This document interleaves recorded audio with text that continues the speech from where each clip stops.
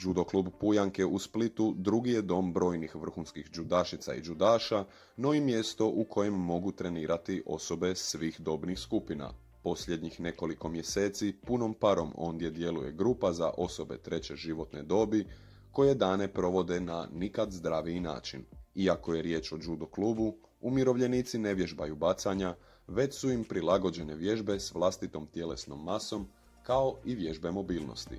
Polaznici osjećaju pozitivne promjene u svakodnevici zahvaljujući ovoj vrsti treninga. Iza cijele priče stoje tajnica kluba Ivana Kovačević i trenerice Ana Kokeza i Višnja Rajčić. Judo je japanska borilačka vještina, riječ je o olimpijskom sportu u kojem je cilj baciti protivnika na pod.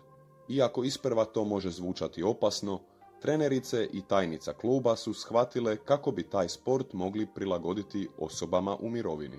Grupe trenutno broje između 15 i 20 članova starije životne dobi.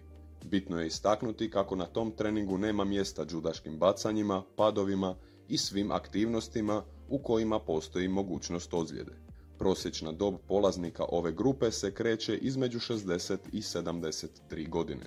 U grupi su, prema riječima trenerice Ane, pojedine polaznice imale zdravstvenih poteškoća, no njima su prilagodile određene vježbe koje nisu mogle izvesti.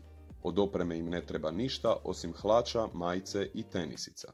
Dodala je kako su na samom dolasku na trening uglavnom svi u čarapama ili bosi jer tako rade i zglobovi nogu.